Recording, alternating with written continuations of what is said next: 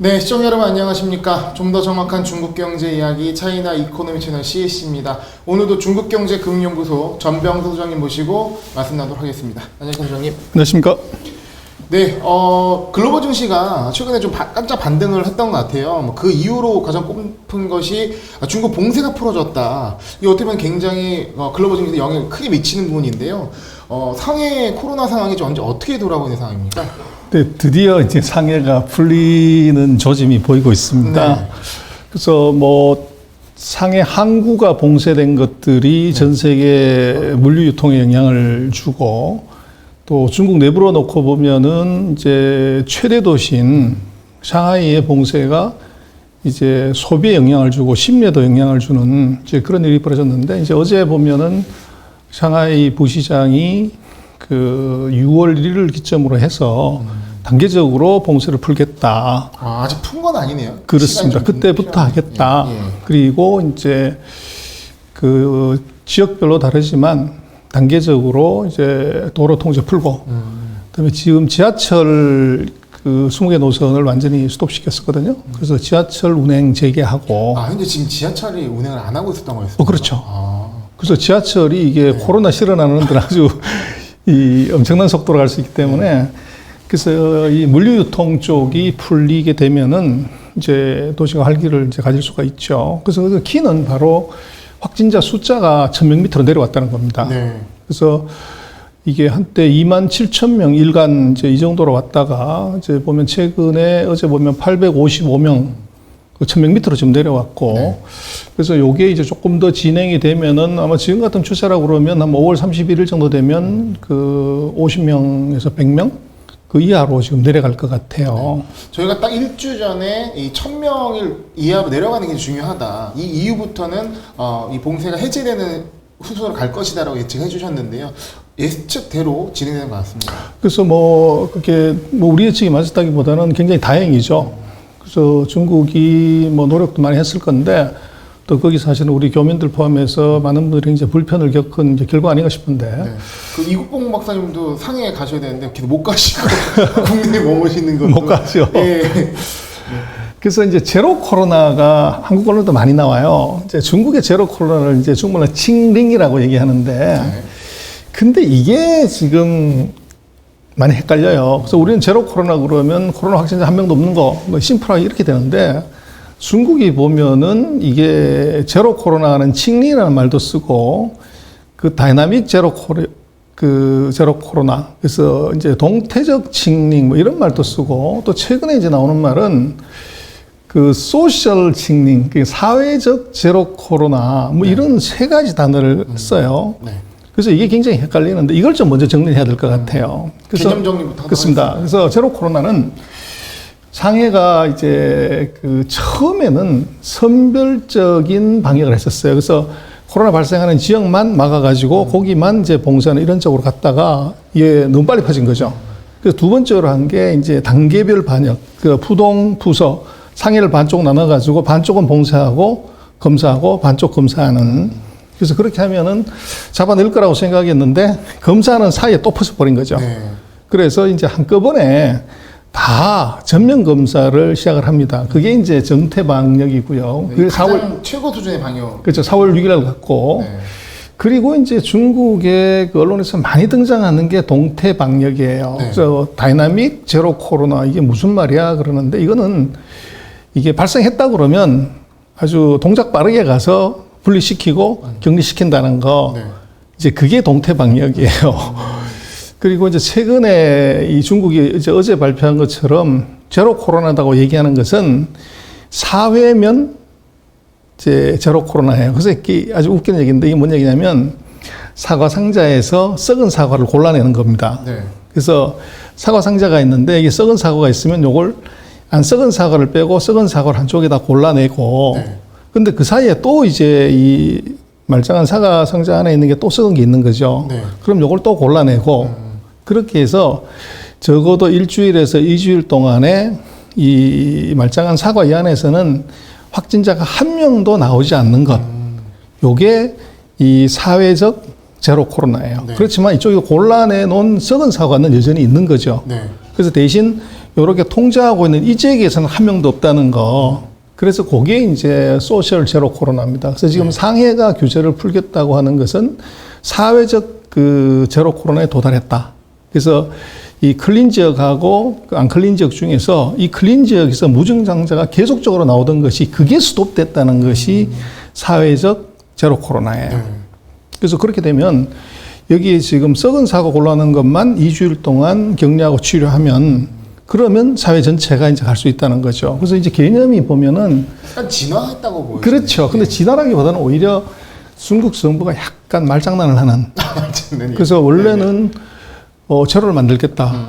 뭐 공산당이 못하는 게 뭐가 있어. 이렇게 생각을 했는데 이게 뜻대로 안 됐다는 거죠. 그래서 원천적으로 오미크론은 이게 확산 속도가 빠르기 때문에 제로를 만들기 현실적으로 굉장히 어렵고 그러니까 이것을 제로 코로나지만 일정한 수준의 낮은 수준의 감염은 용인한다. 근데 그렇게 하면은 이제 말을 바꾼 게 되니까 앞에다가 접두를 자꾸 뭐 동태적, 사회적 뭐 이런 거 갖다 붙인 거죠. 그 약간 체제 그 특성이라고 볼 수도 있겠네요. 그렇죠. 이게 표의 문자에 이 표를 쓴 건데 그래서 그게 지금 동적 그 밑에 만화가 하나 나왔는데요. 그 동적 제로 코로나는 뭐냐면 한 접시 위에 사람이 5명인데 그 중에 1명이 지금 이제 걸린 거죠. 화살표가 있는데 근데 요 사람이 걸렸으니까 요 접시를 반으로 나누는 겁니다. 반으로 나눠서 그 같은 접시에 있던 사람 2사람은 따로 떼어놓고 거기다 유리로 벽을 쳐버리는 거죠. 요게 바로 동태적 제로 코로나입니다. 이렇게 이해하기 쉽네요. 이렇게 그렇습니다. 근데 사회적 제로 코로나는 뭐냐 그러면 지금 요렇게 나누는 것 중에서 이 격리한 장소 안에는 뭐 자기네끼리 감염되든 말든 관계없는데 요 3명을 골라놓은 여기에서는 추가적인 감염자가 하나도 나오지 않는 것. 요게 사회적 그 제로 코로나예요. 그래서 지금 요 지역은 뭐 클린한 지역이니까 그래서 요 지역에 대해서 통제, 뭐 이동 이걸 풀겠다는 겁니다. 그게 지금 상하이가 얘기하는 거고요. 그래서 지금 놓고 보면 또 하나는 이제 감염병 재생산 지수, 그래서 몇 명을 감염시키냐는 건데 이게 이제 1 밑으로 떨어졌을 때 요것도 이제 사회적 제로 클린이다. 이제 중국은 그런 개념으로 보고 있고 그래서 뭐 이제 이것을 언론에서 많이 나오는 그 칭링이라고 하는 것은 이게 정확하게 물어쳤을 때 제로 코로나가 아니고 제로 코로나를 만들기 위해서 썩은 사과를 골라내는 그 과정을 이제 칭링이라고 얘기를 합니다. 그러니까 발생할 수 있는데 그렇죠. 통제를 하겠다. 그렇죠. 그래서 이제 뭐 그 사이에 우리가 몇 번 보여드렸지만 그 매일매일 제가 팔로우를 해봤는데요. 중국 전체적으로 이제 4월 중순에 일간 확진자 수가 29,000명까지 올라가요. 그러다가 요게 이제 어제 1,300명으로 떨어졌고 거의 한 97%가 상해 지역이 중국 전역의 97%를 이제 커버를 했었어요. 그래서 상해도 하루 27,000명 정도 갔다가 요게 드디어 이제 어제 855명으로 1,000명 밑으로 떨어졌습니다. 그래서 요게 이제 그 상해시가 자신감 있게 한 거고 그래서 지금 놓고 보면 확진자 비율이 상해가 드디어 전국의 40% 선으로 떨어졌습니다. 그리고 이제 상해 이외의 지역도 이것이 한 5,000명 정도 갔다가 어제 보면 450명 수준으로 떨어졌어요. 그래서 이게 뭐 중국이 31개 성시니까 상해 빼더라도 30개 성을 450으로 나누면 뭐 대략 한 15명 정도? 요 정도 한 개 성에 발생을 한다고 그러니까 예를 들면 뭐 그 우리 옆에 있는 산둥성 같은 경우는 인구가 9,400만 명이거든요. 거기서만 한 15명 정도 발생했다고 그러면 뭐 별 이제 의미가 없는 이제 그런 수준이라고 지금 볼 수가 있고. 충분히 사과를 골라낼 수 있는 상황. 그렇죠. 그래서 북경 같은 경우가 막 문제다, 뭐 봉쇄한다, 우리 언론에 그렇게 많이 떠드는데 보면은 이게 10명 밑으로 나왔다가 요게 5월 초에 하루 확진자 수가 74명이 나왔어요. 근데 우리가 지금 3만 명인데 뭐 74명이야 그까이 거 이렇게 되지만 북경은 난리가 났죠. 그래서 이제 일부 지역을 봉쇄하고 매일 PCR 검사하고 해가지고 지금 요걸 뚝 떨어뜨렸습니다. 그래서 이제 30명대까지 지금 낮춰놨고요. 그래서 뭐 여러 가지 얘기를 할 수 있지만 이제 중국이 그러면 왜 이렇게 겁먹었냐. 그래서 이게 정말로 그 한국에서 많이 얘기하는 공산당 또는 이제 중국 지도자들의 고집이냐, 네. 아니면 중국이 어쩔 수 없이 이걸 선택할 수밖에 없는 고뇌가 있는 것이냐. 이렇게 놓고 보면 제가 볼 때는 이제 서방 세계가 바라보는 것하고 중국 내부적인 것은 이게 고집이 아니라 어쩔 수 없는 선택을 할 수밖에 없는 고뇌가 있다고 보여져요. 그 이유가 이제 그 사이 우리가 몇 번 짚어본 세 가지. 첫 번째는 백신이 말을 안 듣는다. 두 번째는 이게 감염 속도가 너무 빠르다. 네. 그리고 세 번째는 치료약이 없다. 그럼 약도 없고 예방약도 없고 그 대신 확산은 빨리 되면 어떡할래? 그러면 무방비 상태에서 할 수 있는 것은 썩은 사과 골라내가지고 2주일만 결리시켜서 저절로 없어지게 만드는 거 외에는 다른 대안이 없다는 거죠. 네. 그래서 상해를 무리하게 누가 봐도 이제 격렬시켰고 거기에 이제 정책의 희생양이 상해 이제 주민이 되는 그런 상황이 벌어졌는데 그래서 뭐 한국 많은 언론에 보면은 뭐 중국의 상해 사람들이 시위를 한다. 네. 여기에 뭐 반발해가지고 뭐 이제 싸움하고 뭐 경찰이 때렸다. 뭐 이런 그 동영상들이 많이 올라와요. 기사들 뭐 죽은 줄 알았더니 살아있더라. 뭐 이런 얘기. 그렇죠. 그래서 그게 이제 뭐 부분을 갖고서 전체로 확대 해석을 한다거나 또는 이제 중국 사회의 구조를 잘 안 보고서 그렇게 얘기를 하는 거죠. 네. 중국이 뭐 거기서 수십 명, 수백 명이 모여서 시위를 허용하는 나라 자체가 아니에요. 그리고 이제 거기에 방역할 때 보면은 그 사람을 굿하거나 먼저 이러는 사람을 보면 화면을 자세히 보면요. 거기에 수십 명, 수백 명이 그걸 하는 게 아니라 한 명이 이제 액션을 하는데 그 관리하는 사람들이 그 사람을 제지하는 과정에서 이제 두드려 패고 뭐 이런 일이 벌어져요. 네. 근데 그 사람들이 경찰이거나 시의 공무원이 아니라 청관이라고 도시를 관리하는 사람 뭐 그런 제도가 있는데 그 사람들이 이제 자원봉사 형식 비슷하게 그 아파트라든지 지역을 이제 물건 배달도 해주고 사람도 관리해주는 사람들이에요. 그러다 보니까 이 사람들의 입장에서는 준 공무원 같은. 그렇죠. 그래서 이 사람들 입장에서는 자기 임무를 완수하기 위해서 이 집 밖으로 나오지 못하게 하는데 뭐 어느 나라든 다 그렇지만 성질 급하고 또 생활이 힘들면은 이제 뛰쳐나갈 수가 있잖아요. 저기 궁금한 게 있는데요. 그러면 저희도 이제 코로나 방역 굉장히 타이트할 때 뭐 손실 뭐 피해 보상금이라든가 이런 부분들을 소상공인 뭐 이런 예산도 편성하고 얘기가 많았잖아요.